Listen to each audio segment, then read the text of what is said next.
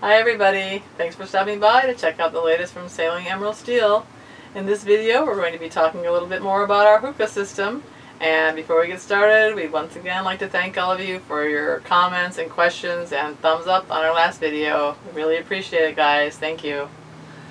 After posting our video, usually about a day or two later, we realize that we forgot some important parts, and then some of your comments comes in with good questions, so we decided then about a week after posting the video we'll come with a part 2 where we'll describe some more things which we forgot in the first video, and then in the middle of the month we will put a second new video, and again a week later we will put out part 2 if we forgot something which is important. So basically we'll be putting out 2 different subjects every month. So first thing I would like to say about our compressor. Our compressor has dual tanks, but really for doing diving is not necessary. You can go easy with just one tank. Reason why we have a dual tank, as I said before, because we use for our plasma cutter, and plasma cutter required 4.2 CFM air value. Now with our compressor we can both dive at the same time, because actually timing our air compressor, the air compressor runs for about roughly 50 seconds, and then it's off for about 3 minutes. So there is plenty enough air for 2 people to be able to dive. Now other people ask us then how deep we can dive with our hookah. So simple answer is this: we can dive no more than 60 feet because the hose is 60 footer. But its recommendation around 60-70 feet to be able maximum. Now somebody said then dive tanks you can dive deeper than with a hookah, but it is not true. Actually commercial divers on the jobs they prefer to go with the hookahs, but with a hookah they dive as much as 500 meters depth, while with the tanks I think it was like a 350 or 360 meters of the depth. The reason why people like a hookah is because when you work on the bottom you have a much longer time to be able to stay down there, because you are not limited to by your tank supply, and also it's not so cumbersome to have all the bulky weight on your back. Now about tanks with a hookah, there is also another reason why having tanks is better than without tanks. With a hookah motor, when you have a tankless, the problem is also then you have a problem with the temperature of the air and also condensation of the water. Now if you have a tank, then naturally the air has a chance to cool down, the moisture gets trapped in the tank. So for that reason I have a hookah with the tanks. It's much more preferable. You still have to remember when you're diving with a hookah that you have to treat it exactly the same way you do with scuba diving. Now as I mentioned, then you can go with a hookah much deeper. You can do that with the commercial compressors, but a stage 1 compressor like we have it's only good for about 60-70 feet.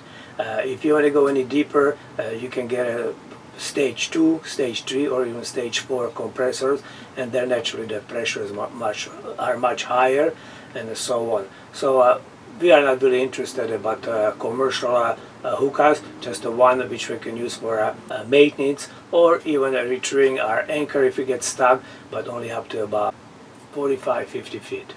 Another important part of the diving is make sure that when you go underwater, when you're coming back up, you are breathing properly, inhale, exhale, because you don't want to take a deep breath and then hold it in while you're coming up, because that could create quite a problem. Now if you're diving deeper, then naturally you better take some classes so you understand how it works to decompress. Some of you ask if the compressor is good enough to fill up your dive tanks. I do not believe you can do that, because I think you need a much higher pressure than our little compressor can deliver. Our compressor is only good for about 150 psi the maximum. And how many amps is it?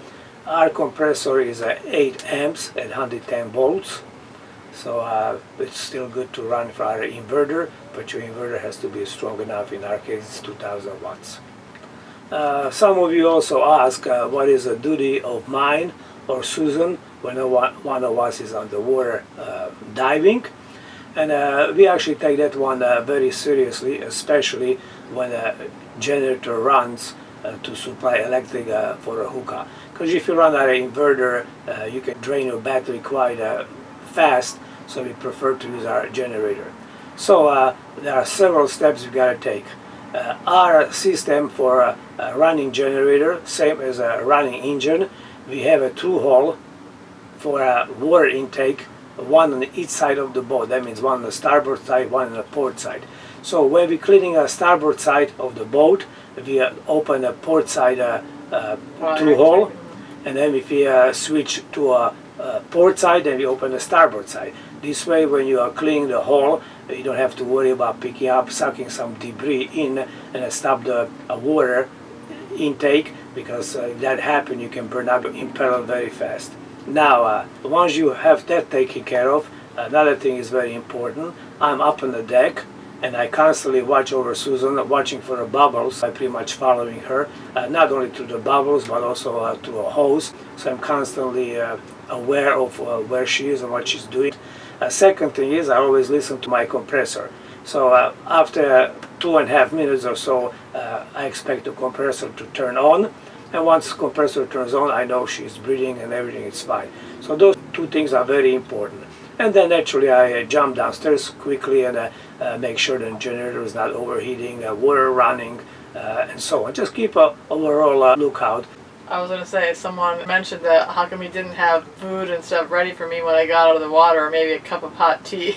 And the reason is because he's just running back and forth the whole time I'm in the water. He really doesn't have time to do anything like that. So, but that's the same thing for her. When I go dive down, she has to do the same thing. So actually, believe it or not, job, actually. Also you got to make sure that your hose is not tangled up, and that's why I mentioned that we don't like the idea of anybody diving by themselves. I've seen people do it, and I just kind of shudder. It's scary. Yeah. Because happened in the past, where actually suddenly a generator, the intake got plugged and start overheating. Luckily, somebody was up on the deck to be able to shut everything down.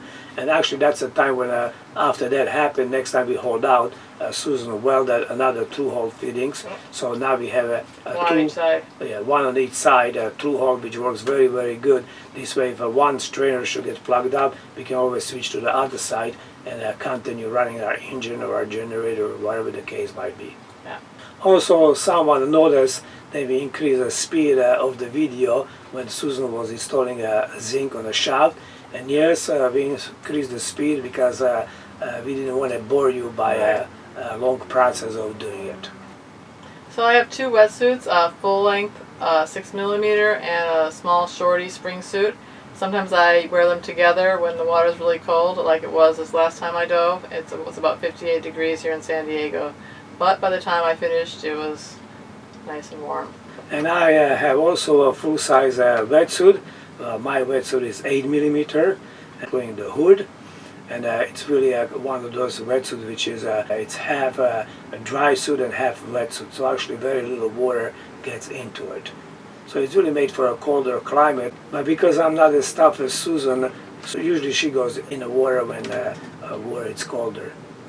Also, someone asked if I'm all ready with a wetsuit myself to go help Susan if she gets in trouble. No, I don't have a wetsuit on me, but believe me, if something would happen, I would be in the water very, very fast. So I don't think I need a wetsuit for that. And one last important thing. Many of you have asked what this little Snagglepuss lunchbox is and what exactly we use it for. And I was going to say that it's our man overboard ditch kit. But I really decided to tell you the truth. It's a little miniature first aid kit. We've just got a quick supply of Band-Aids and tape and antiseptic ointment.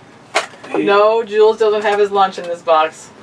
We actually have quite a big box with a lot of stuff for first aid. Right. But this is just kind of quick things for bandages and ointments and so forth. It's surprising how many people have asked us what we use it for. So anyways, I hope we covered all the questions that you guys may have had. Thanks for stopping by. We really appreciate it. Don't forget to leave a thumb up if you liked the video and a comment. And our next video will be about the life of an old sailor, which I believe you will be interesting to see it. We'd also like to thank all of our new Patreons and people that support us through PayPal. Thanks for your help, guys. We really appreciate it. Bye-bye. Bye.